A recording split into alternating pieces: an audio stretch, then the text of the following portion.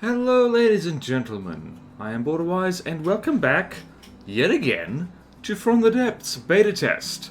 More specifically, BetaTest 3.3.9, immediately followed by 3.3.10.1. And the first thing you'll immediately notice is that Droid is off, floating on nothing, and I wasn't actually meaning to start the video on the screen, but there is a search function apparently in the vehicle loader that is not mentioned in the patch notes. In fact, these patch notes are so minty fresh, they're not on the Steam News Hub, so I'm reading off Discord right now. So, let's just test this thing.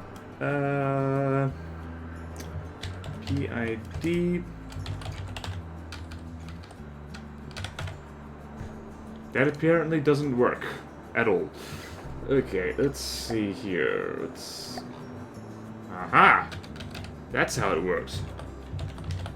That's how it works. Alright, so here's our PID donut. And we're gonna send this PID donut off on a magical journey around the map just while we talk. Nothing amazing. So let us talk now while we enjoy the scenery. So, 3.3.9. I was once again. I was tempted not to really do anything for this little update, but there are some important changes with these two beta test updates, and I guess I should read them all. So, beta test 3.3.9, which happened earlier today, at least at the time of recording. There's fixes, modding, broken mod plugins are now less likely to crash the game's boot up sequence, leaving the game in a broken state.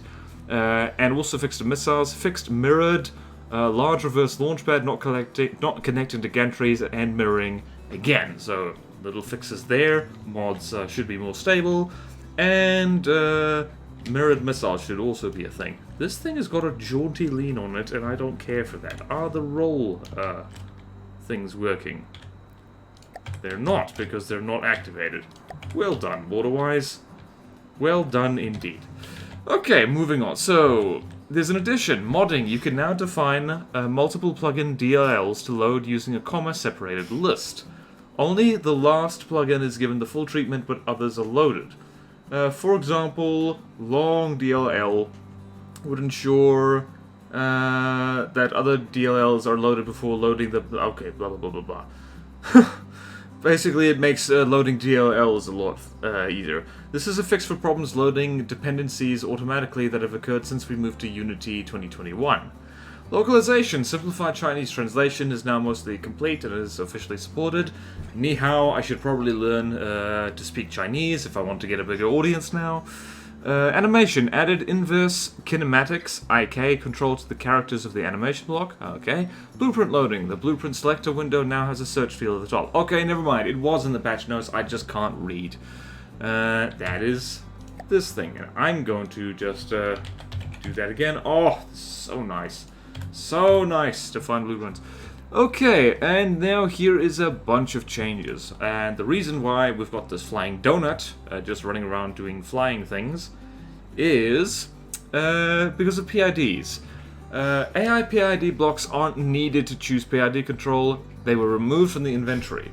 Newly replaced AIs have all PIDs enabled by default with 0.5, 250 /0.3 PID values. So, if we go here and go to AI, you'll notice where the AI PID used to be, there is now nothing. They have been removed because they're all integrated into the main AI mainframe itself. I think this is the next step in a change that was set up ages ago with this, because you can just, they all are in here and they're all connected. It means that basically just letting the AI do things is...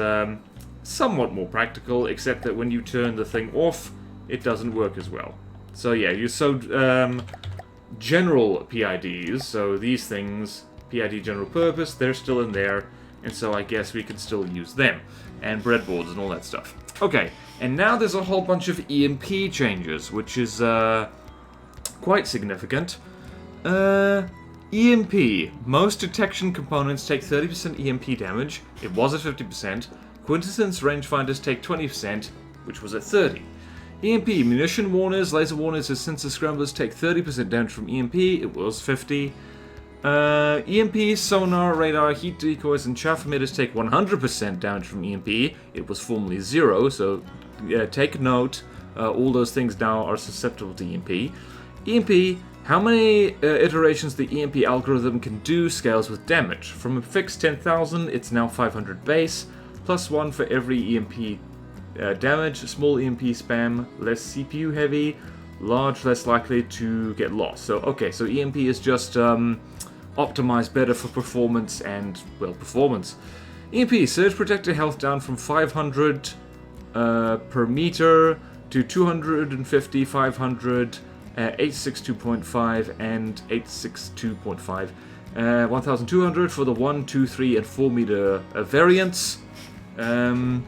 So yeah, the health of surge protectors has been lowered a little bit. I should probably show that. Here they go. So 250, 550, 862.5, 1200, so they're not ridiculous EMP sponges. EMP blocks now reduce the strength of EMP charges passing through them by a percentage for each meter, and they also keep a smaller flat reduction. So 1% resist equals 2 flat reduction. So what follows is basically just you look at the structural blocks. This has been reorganized, by the way, and they all affect EMP slightly differently. Alright, so EMP best reductions is rubber 40%, wood, stone, glass 15%. So rubber is now very EMP proof. So covering your AI compartment with a layer of rubber might actually be a good idea. And it'll also prevent collision damage. So that could be a good idea. Like, I don't know. Not sure how volume practical that is. But yeah, this is best EMP insulation. And then wood, stone, glass is 15%. So glass, there we go, 50%. Stone, wood. Alright, so stone is pretty good. And alright, so EMP strong reductions, reinforced wood and wood duct is 10%, alloy is 5%. So wait a minute, I just lost what I was doing. Reinforced deck, there it is. So there it is. It's interesting. It looks like it's changed again. So this is at 8%, that's at 5%. So let's see here. That's also at 8%. Alrighty ho then. And average reductions, applique and alloy plate is 3%. Most components are just 2%. So here we go. There we go. Alloy plate is 3%. And applique is also at 3%. Most components are at 2%. So yeah, so see here the truss block is at 2% plus 4 damage reduction. So same with the light blocks, same with the ERA armor, presumably. Yep, that's pretty much everything. Yep. And EMP weak reduction is metal and metal plate. So now, okay, so metal plate you can see is at 1%. Metal's at 1%. So here is an interesting advantage now that alloy has over metal is that it's slightly more EMP resistant. Which is, I don't know, that kind of makes sense. I guess it's not pure metal, I don't know. It's not iron or steel. EMP, no reduction is heavy armor. So heavy armor, for everyone who doesn't quite remember, used to take full damage from EMP. That's not the case anymore. It does not reduce EMP damage at all now. So for all of us who have wrapped our AI compartments in heavy armor, this is a major change, because it means that, like, your AI is now very vulnerable to EMP, because EMP will pass straight through this. In fact, it passes through it better than metal does. So we're gonna have to put rubber all over the place, by the looks of it. Or just use lots of surge protectors.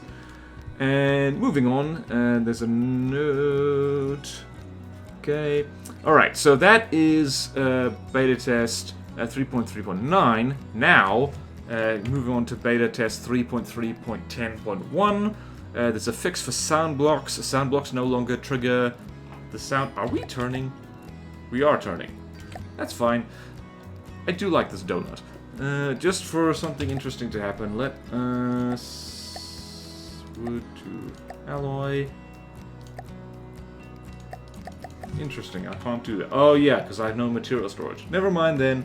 You have to use your imagination. Okay, so, what was it? Okay, fixed to sound blocks. Sound blocks no longer trigger the sound when they appear after being taken out of existence in certain build mode views.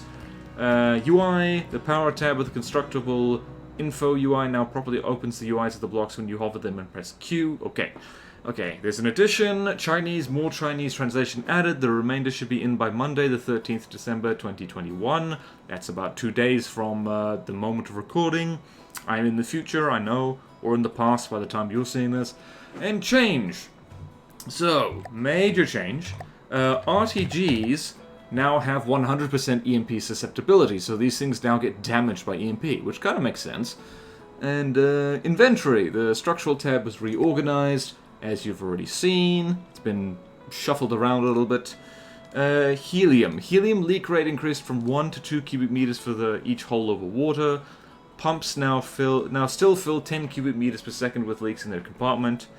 And multiplayer. There's a bug that's been fixed. Fixed issue where lobby would return only geographically local games. So, multiplayer has been, by the sound of it, improved immensely from the depths. And I personally am not particularly fussed about multiplayer. Multiplayer's always felt weird for me. But I do know there's a fair amount of people who are really keen on multiplayer from the depths, and those people are going to be, hopefully, very happy with the changes. Or at least that's the noises I've been seeing people make. So yeah, exciting news, exciting small but significant changes, and, well, like, I have a donut with a cross in the middle to show for it. So, that's basically it. Thank you all so much for watching. Please like, comment, subscribe if you want to see more videos like this. Support me on Patreon or YouTube membership if you like. It really helps, and there's fun perks in it for you. Thank you to all my current supporters, and thank you to the devs for, you just released a major update, and now there's more. It's great. And I will see all of you next time in From the Depths. I'm gonna go take a nap now. Farewell.